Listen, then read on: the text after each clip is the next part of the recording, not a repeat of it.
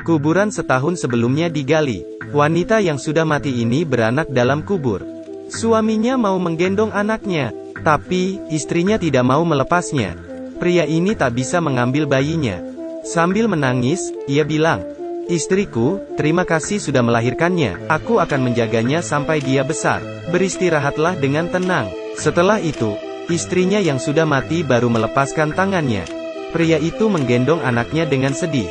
Istrinya yang meninggal tahun lalu mengeluarkan air mata.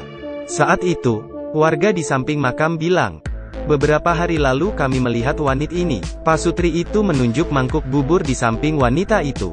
Mereka bilang 3 hari lalu jam 3 subuh. Pak tua masih masak bubur untuk dijual paginya. Tiba-tiba, wanita itu datang dan bilang mau beli bubur. Pak tua berkata, "Kamu terlalu pagi, buburnya masih belum matang." Tapi, wanita itu bersikeras. Bagaimanapun, pembeli adalah raja. Pak tua memintanya menunggu, dan memasakkan semangkuk bubur khusus untuknya. Saat wanita itu pergi, Pak tua merasa khawatir, karena wanita itu sendirian bepergian di waktu subuh, sangat bahaya. Akhirnya istrinya bangun. "Siapa yang beli sepagi ini?" Pak tua bilang, "Aku tidak kenal." Tanpa pikir panjang, mereka mulai menyiapkan dagangan. Esok siangnya saat tutup toko, Bu tua menemukan kerikil di mangkuk uang, dan bertanya ke suaminya, "Apa kamu rabun? Siapa yang membayarmu dengan kerikil?" Pak tua berpikir mungkin ada tetangga yang usil. Tapi, istrinya sudah menghitung uang dan ternyata uangnya kurang semangkuk. Lalu memperingatkan suaminya untuk lebih hati-hati. Istrinya lalu pergi belanja di pasar. "Biasa, emak-emak kalau ketemu tetangga pasti gosip. Aku dikerjai orang barusan. Tapi, mana mungkin orang sini menipumu? Lihat saja, kerikil ini buktinya. Tapi, langganmu, kan, cuma orang di desa kita. Tidak ada yang menjahatimu. Apa mungkin karena terlalu pagi, kamu bertemu roh gaib?" Mendengar hal ini, istri Pak tua takut. Tetangganya menyuruhnya lebih hati-hati. Karena ketakutan, ia langsung pulang. Tapi, esok harinya pukul 3 pagi, wanita itu datang lagi. Pak tua memeriksa uangnya, dan memastikan ia tidak ditipu. Pak tua ke dalam mengambil kembalian. Tapi, wanita itu sudah hilang. Pak tua bingung karena wanita itu hilang. Meski dipanggil, ia tidak datang. Pak tua merasa wanita itu aneh. Siang harinya, istrinya menghitung uang lagi. Dan ia menemukan kerikil lagi di dalam mangkuknya. Mereka berdua bingung. Istri Pak tua ingat omongan tetangga. Pasti mereka diganggu roh halus. Mereka segera memanggil pendeta. Setelah diterawang, "Kalian bertemu hantu. Hantu ini wanita. Jam 3 pagi ia akan datang lagi." Pak tua dan istrinya ketakutan. Mereka langsung teringat wanita itu. Untungnya dia bukan hantu jahat yang haus nyawa. Ia cuma ingin dibantu. Kalau kalian bertemu dengannya, coba bantu dia sebisanya supaya permintaannya terpenuhi. Benar saja, jam 3 subuh wanita itu datang lagi. Tangan Pak tua bergetar hebat sampai buburnya tumpah. Wanita itu mengambil bubur dan pergi. Pak tua dan istrinya sampai lemas. Karen mereka bertemu hantu.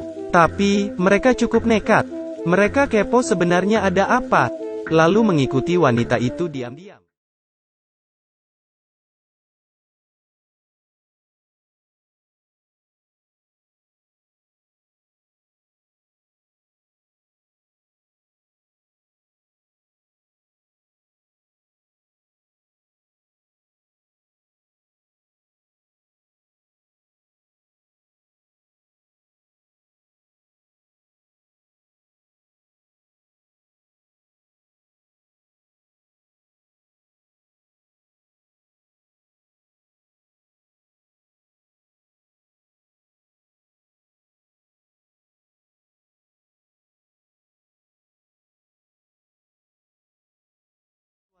Pergi jalan-jalan.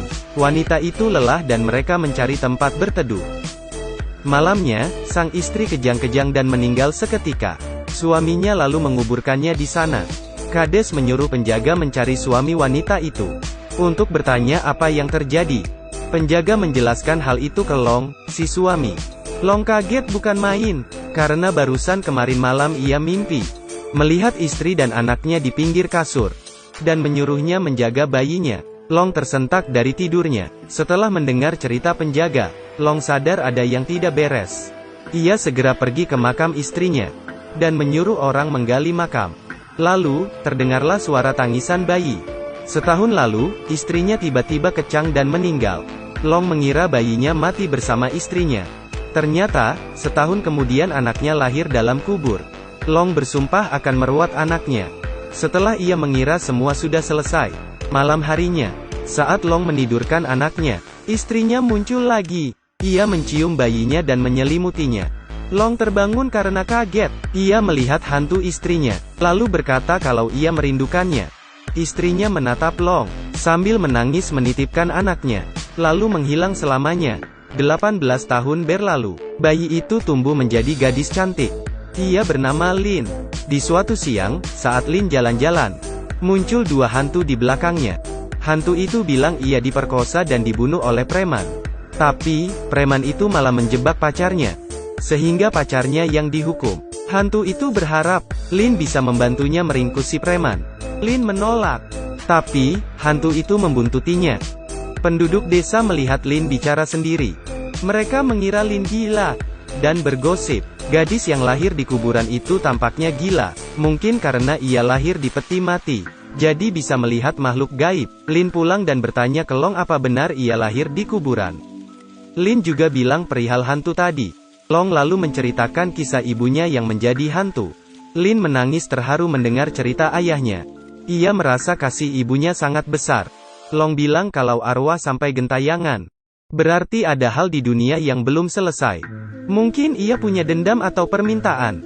Akhirnya, Lin menghadap ke kepala desa, dan membongkar kejahatan preman dengan bukti, cakaran di punggungnya, yang ditimbulkan akibat perlawanan dari hantu tadi. Penjaga merobek baju si preman. Lin juga menyertakan kalung korban. Tapi, preman tetap menyangkal. Gadis yang dibunuhnya tiba-tiba muncul di hadapannya. Preman itu ketakutan dan akhirnya mengakui perbuatannya. Ia langsung dipenjara. Sementara pacarnya akhirnya dibebaskan. Di jalan, Lin bertemu hantu itu lagi. Masalahnya sudah selesai. Kini hantu itu bisa bereinkarnasi. Hantu itu berubah menjadi burung dan terbang. Lin mengucapkan selamat tinggal. Tiba-tiba, muncul banyak hantu di belakang Lin. Lin langsung kabur dari sana. Sejak itu, Lin membantu permasalahan para hantu, dan mencari keadilan bagi mereka yang dijebak. Lin akhirnya menjadi orang pintar yang terkenal di desa.